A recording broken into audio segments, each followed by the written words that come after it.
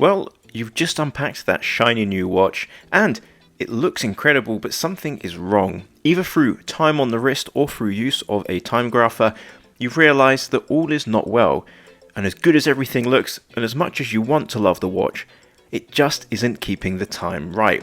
It might be plus or minus a significant amount, and as you can see here, this brand new, freshly unboxed San Martin is losing nearly 30 seconds a day.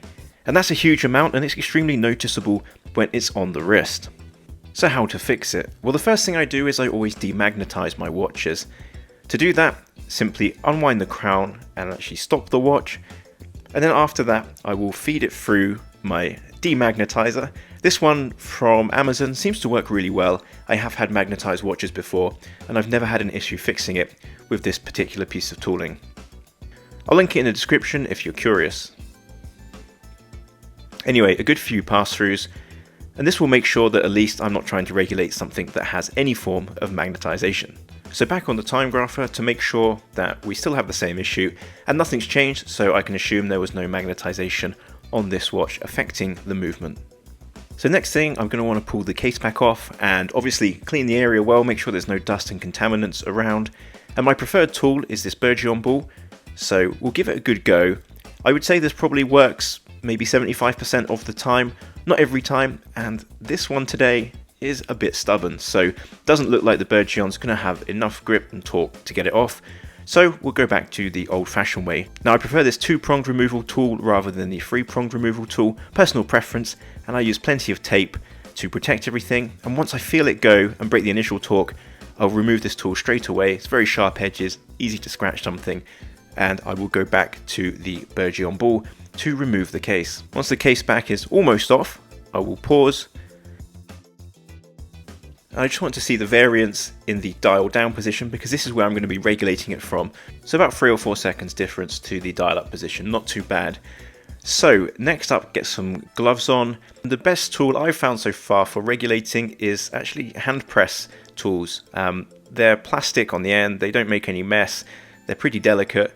So that's my preferred tool. I'd be interested to know in the comments if anybody has found something better for moving the regulation arms. I should point out that I did fully wind the movement before starting this. You always want to regulate essentially with the max amount of energy stored in the barrel spring.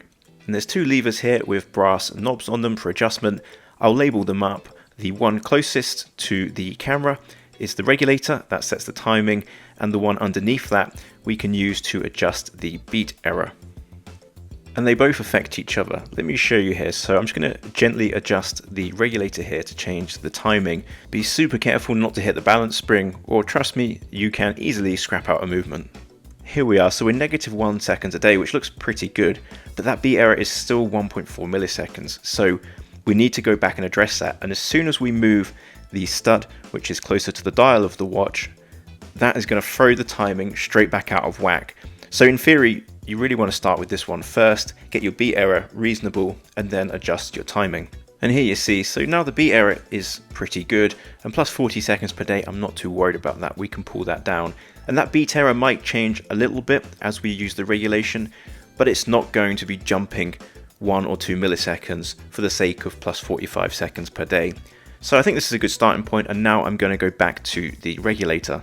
So back in again, and I've made plenty of mistakes with everything with watches and done so much damage over the years, so I try to make things easier, position the watch in a way that is going to be ergonomic for me and give me the least chance of slipping or causing any damage to anything else, and trying to go in at a shallow angle, so if I bounce off, I'm just going to go up with my tool, not in to the balance spring. So yeah, just a tiny little nudge. You almost don't even need to feel it move, and it will make a huge difference.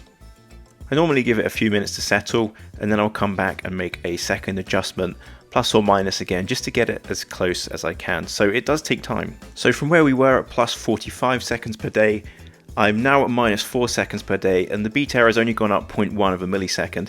It's still a little bit too high, so I'm going to spend some time now off camera, just going backwards and forwards a couple of times between the 2 different studs to try and get a good balance between rate and beat error. And as I'm not a watchmaker, and I've shown you my technique, if you know a better technique, then yeah, like I said, please let me know in the comments. It's always good to share knowledge and help each other out, right? This is looking good now for me to try the dial up position, so plus 5 seconds a day and 0.1 milliseconds of beat error. I'm more than happy with that, and I think that should balance out quite nicely when we go to the dial-up position, considering we had around 4 seconds of variance in the first place. So I'm just going to slave the case back on with my gloves, which is a terribly unergonomic way to do it. I should not be so lazy, and I should have got the Bourgeon ball, but I just want it just enough just to keep dust out while I flip it over. And here we are on the time grapher, face up, and if you can't already see it, this one's worked out really, really well. Amplitude is ever so slightly low, but these are cheap movements. And to be honest with you, even though this looks great at 0 seconds per day, this is going to be up and down as I wear it. It just gives me a rough idea that it's going to keep pretty good time, and I'm not going to worry about it.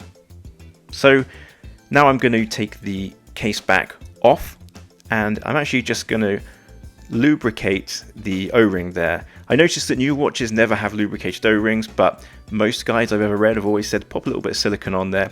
So that's exactly what I'm going to do. And having spent my life in engineering, I think putting in dry gaskets without any kind of lubrication on them just seems like bad practice, especially when you've got a case back twisting down on top of it.